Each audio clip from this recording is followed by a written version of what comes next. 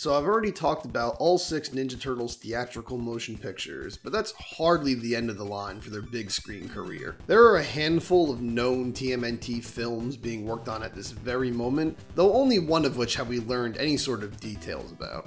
So I just want to go over my thoughts based on everything I've heard thus far. While there is still mysterious talk about a live-action film by Platinum Dunes with no connection to the previous 2 being made, and there's an animated film for the now long dead Rise of the Teenage Mutant Ninja Turtles animated series scheduled to hit Netflix, and has supposedly been scheduled to hit Netflix for the past 3 years, the only theatrical Ninja Turtles movie on the horizon that we've seen or heard anything about is a CG animated film believed to be named Teenage Mutant Ninja Turtles: The Next Chapter. This is being produced by Seth Rogan and his team, who are responsible for such works of art as Sausage Party and the ever-popular Santa Inc. Okay, so let's get it out of the way. I don't like Seth Rogan. Don't know him personally or anything. Maybe if I sat down with him and split a pizza, he'd be a real swell guy. You never know. But it's kind of impossible for me to think of a single movie, show, or role of his that I've enjoyed. I'm not a very big fan of his style of humor, his style of storytelling, his on-screen persona. Just not a fan. He's the kind of content creator who just kind of gets by being crude and shocking, whether it be his stoner bro comedies from his earlier film career, his awful animated comedies that try even harder to be edgy than Drawn Together, or his supposedly serious work he just happens to be an executive producer on, like The Boys. I just find all of his work to be painfully transparent, edgy and shocking in all the ways I remember being when I was 16, and, worst of all, immensely unfunny. I know not liking The Boys is a hot take, but I really did not like that show. But that's enough about how much I despise the work of Seth Rogan. The reason I even brought any of that up is because I need to use his past work as a frame of reference for where my expectations for his TMNT adaptation should lie. I'm admittedly not jazzed about my favorite franchise of all time being in the hands of a content creator I can't stand, and he's even going to, for whatever reason, voice Donkey Kong in the upcoming Mario movie and an already confirmed Donkey Kong Country spin-off film. So there goes 2 more of my favorite franchises. But I don't completely want to dismiss the possibility this could end up being a good film. There were some leaked concept images for it a couple months ago, so I basically have to base everything on those. So let's start with the Turtles' designs. That's always a big talking point for every Turtles reboot, the designs of the characters. They certainly aren't the worst. They're a huge step up from the Bay Turtle designs for sure, but they do leave a bit to be desired.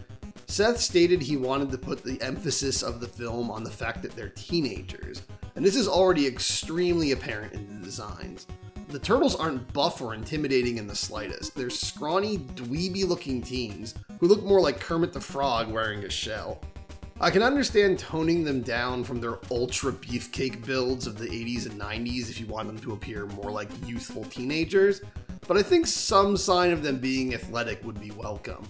They do, for just lack of a better word, look like dorks.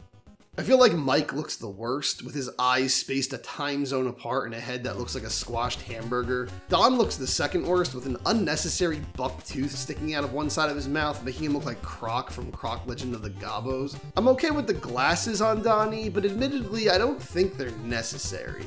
Everyone seems to give them to him now, just to let the audience know he's the smart one. I can tell you from personal experience, people who wear glasses are not always smart. Raph is the second best looking one in my opinion. Not the best design ever, but in some of the shots he looks better than others. And Leo, I think, looks the best. He has braces, which is different, but in general, he just looks the most like a welcome stylization of the Ninja Turtle designs we all know and love from the past. The designs may look far superior when animated in their final form though, and may not even be the finalized designs, rather just concepts, so I'll hold off on passing any harsher judgment on them until then. In one of the leaked pictures, the four turtles are all eating a pizza on a rooftop while a whole bunch of insanity is in the background. There's a figure that could very well be Shredder standing on top of a building, a few possible mutants flying or shooting lasers, a version of the Technodrome where the eye is the entire base, the turtle blimp, and an absolute monstrosity that is a giant blue whale mutant kaiju monster with squids and sea creatures all over it stomping through the city. It definitely leaves the door open for just about anything to happen in this movie. While some of it comes off as misguided zaniness with no boundaries just for the sake of being crazy, it is nice to see them take a more out there approach for the Turtles. While I personally feel most of the Turtles' best stories are the smaller ones involving ninja versus ninja, I think if you're going the animated route, you might as well take advantage of it. The medium allows for literally anything to happen, so it's a good time to represent the hundreds of more out there plots that teens have had in all their different iterations over the years. There was also a tease released prior to that, resembling a school notebook sheet with doodling and writing all over it, headed as that of Leonardo. This brings us back to the statement Rogan made about wanting to emphasize the teenage part of the Turtles. He claims the franchise has mostly ignored this aspect of them the most and thinks it's time to do it justice. But the thing is, has it been ignored? In the 1990 film, the Turtles were really made to feel like inexperienced yet learning kids who were great at fighting, but still immature and silly. Raph's rebellious attitude and teen angst, Mike's fear of growing up and facing the harsh parts of life, it was all stuff that was very relatable to teenagers.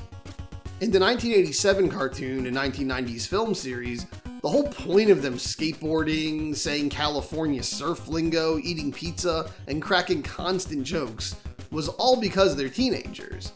That was regular teenage behavior at the time. And in the 2012 cartoon, they completely felt like teenagers. In fact, the show was so bent on making them teens, they actually made April and Casey Jones high school students. So that leads me to the suspicion that Seth has a very specific definition of what makes a teen. And that is, they act like Superbad characters. While it was definitely one of Seth's better projects, I don't think Superbad is all as amazing as he thinks it was, and definitely has nothing to do with Ninja Turtles. But he's even brought it up in interviews when saying he wants to focus on the Turtles being teens. So Superbad and maybe even Freaks and Geeks is mostly where he's heading in his mind for this series. So this raises a lot of questions. Is he going to try to put the Turtles in high school somehow? If so, I don't know how I feel about that. Will there be a mutation, temporary or not, that makes them human? Will they wear human disguises? Or will something in the plot normalize mutants to the public and allow them to freely attend school? I'd honestly be pretty disappointed if the Turtles spend a large chunk of the movie as humans, as it would take away so much of the charm of seeing the Turtles. It also makes me wonder what the stakes will be. If this is a high school story, what will the Turtles be up against, and how will it tie into the school to justify that aspect of the film being there? I assume the threat will be humongous, bombastic, and seizure-inducing based on the concept art and the third act of most modern animated films, but with such a small-scale plot as the Turtles going to school, I wonder how the Turtles could then end up facing the most over-the-top threat they have ever done on the big screen. But of course, they may not even be going to school. It could have been meant to be during one of Splinter's lessons, or it was just a quirky promo thing. Though please, for the love of God, do not let it mean there will be notebook doodles all over the screen throughout the movie. This is a played out and tired way to make an otherwise forgettable character seem quirky without having to do any good writing, and is a trope that needs to go away. They did it in Birds of Prey, they did it in the Mitchells vs. the Machines, they're even doing it in the, frankly horrible looking, Miss Marvel Disney Plus show trailer. Stop it. Having doodly devil horns, a mustache, and an arrow next to the words, "worst person ever," appearing over the face of the main character's bully, or squiggly hearts appearing around their crush, does not make your character quirky, lovable, or relatable to teenagers. Everyone who puts that in their media, stop. You're not Scott Pilgrim versus the world. Just stop. But I digress. Basically, from what it seems, the way Seth Rogan thinks of writing teenagers is to write them like Superbad. Which also raises the question, who is this movie for? It seems to heavily be leaning more towards being for families, which is a pretty huge departure from the norm for Seth Rogan. But he's also stated that the iteration of the Ninja Turtles he's always loved was the '87 cartoon. And judging from the concept art and the fact that some of the artists who helped design the vintage Playmates toys are supposedly art directors on the film, we can likely expect it to represent an older audience's memories of TMNT. And given Seth's history, it's hard to imagine him making something intended for children. He's made a name for himself just being raunchy and edgy. Will Michelangelo be a pothead? Will Raph and Leo be slashing crooks' guts open? Will Donatello have an obsession with drawing willies? I honestly don't know how he would go about doing family-friendly fare. Not saying it can't be done. Comedians like Dennis Leary and Eddie Murphy have been turned into kids' movie sensations before, so it's always possible. But I just have no former knowledge or reference that lets me at all imagine if he could even do such a thing. I feel Viacom wouldn't allow Seth to make not only a TMNT film, but an animated one not for children. Teenage Mutant Ninja Turtles has always been immensely popular with kids, and making it for more mature audiences would undoubtedly make it lose millions of dollars. So we'll have to wait and see. I don't think they're looking to lose millions of dollars on another Teenage Mutant Ninja Turtles theatrical film after Out of the Shadows happened, though. My biggest fear will be, even if it will be for kids, as it likely will, is that he will try to work in jokes for the adults.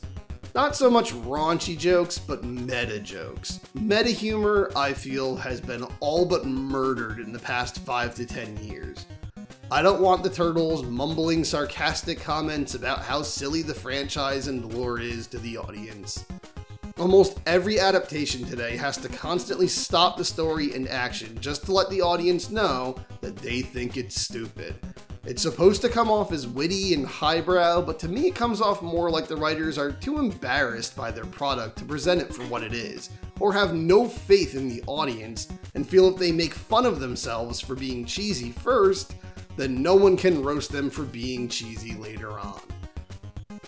I feel like if the people telling the story are too insecure to just make the product they want to honestly make, and not constantly try to poke fun at the source material and plot as critic damage control, then why should I take it seriously?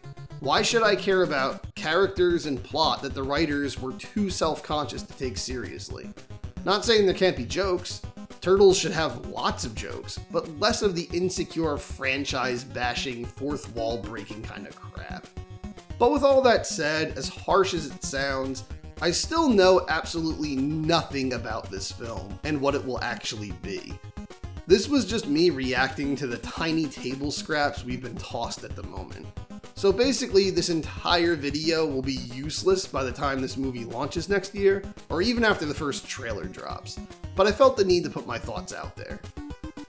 The upcoming film I'm most interested in is the Platinum Dunes one. I'm curious to see what they'll be doing with it, and I hope it's something more akin to the 1990 masterpiece that I think most of us still consider the greatest Turtles movie. So I've gone over every single Turtles movie that has existed, and even ones that haven't yet. So I must be done, right? Well, no.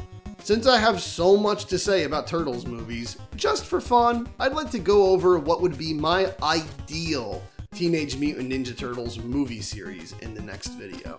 What I would do, basically, if I was made director of the next major TMNT film and all subsequent sequels. A rundown of my dream movies, if you will. So whenever that goes up, make sure to catch it here on Brendan's Rambles. Do all the liking and subscribing and the sharing and the bell stuff.